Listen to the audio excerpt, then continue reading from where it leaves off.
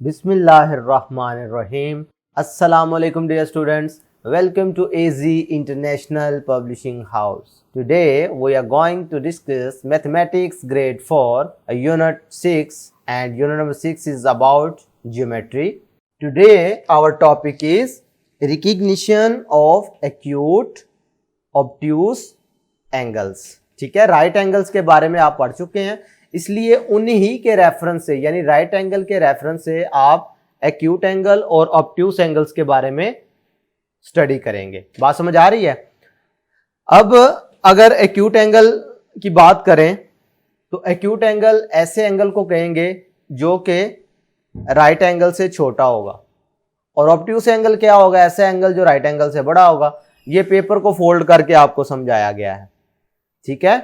Take a piece of paper and then fold it to check if an angle between any two straight line is right angle और otherwise. भाई ये देखो, आपने paper को ऐसे fold किया तो ये जो जाविया बन रहा है, ये एंगल जो बन रहा है वो इस तरह एक वर्टिकल और एक हॉरिजॉन्टल लाइन के दरमियान है, तो ये 90 डिग्री का यानी राइट एंगल है।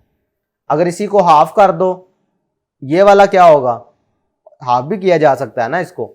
तो अगर इसी को इस तरीके से बढ़ा दिया जाए जैसा कि ये है, तो फिर क्या फर्क पड़ेगा इसके रेफरेंस से? तो मैं अभी आपको समझाता हूं, थोड़ा सा आगे मूव करते हैं।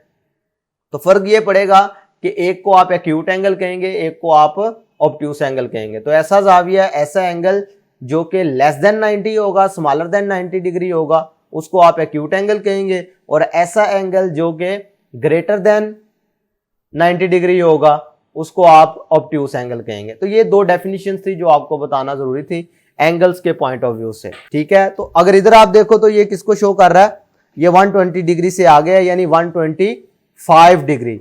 तो ये 90 से बड़ा है, तो ऐसा जाविया, ऐसा एंगल जो 90 डिग्री से बड़ा लेकिन 180 से छोटा हो, उसे आप क्या कहते हैं? ऑब्ट्यूस एंगल कहते हैं, ठीक है। इसी से रिलेटेड हमारी प्रैक्टिस सेक्शन है 6.2। क्वेश्चन नंबर 2 है जी, write the name of the following angles by using protractor. तो प्रोट्रैक्टर की मदद से आपने बताना है जी ये कौन कौन से जाविये, इनका नाम बताना है। इसको अगर देखें तो ये 90 डिग्री से छोटा है, तो ये एक्यूट एंगल होगा, ठीक है। आपने इसे प्रोट्रैक्टर की मदद से मेजर करना है, तो ये एक्यूट एंगल कहलाएगा। इसको आप मेजर करोगे तो ये 90 डिग्री से बड़ा आएगा। अब आपने मुझे बताना है कमेंट में कि भाई क्या इसकी मेजरमेंट आ रही है। आपने प्रोट्रैक्टर की मदद से इसे मेजर करके बताना है, लेकिन मुझे नजर आ रहा है कि ये 90 से बड़ा है, इसलिए ये ऑब्ट्यूस एंगल कहलाएगा। अगर इसको देखो तो ये एक हॉरिजॉन्टल लाइन है और एक वर्टिकल लाइन आपस में, तो ऑब्वियसली इनके दरमियान बनने वाला जो जाविया होगा, एंगल जो होगा वो 90 डिग्री का होगा, और 90 डिग्री के एंगल को आप क्या कहते हैं? राइट एंगल कहते हैं, ठीक है जी। पार्ट 4 देख लें, measure the angles by using protractor and identify which pair of angles are right angle.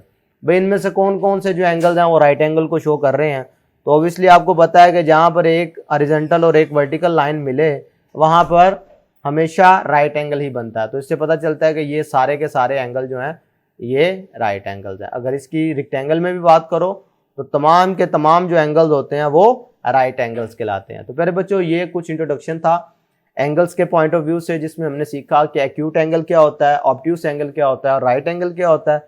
इसी से रिलेटेड हमने प्रैक्टिस सेक्शन को भी सॉल्व किया। आज के लिए इतना ही। अल्लाह हाफिज़।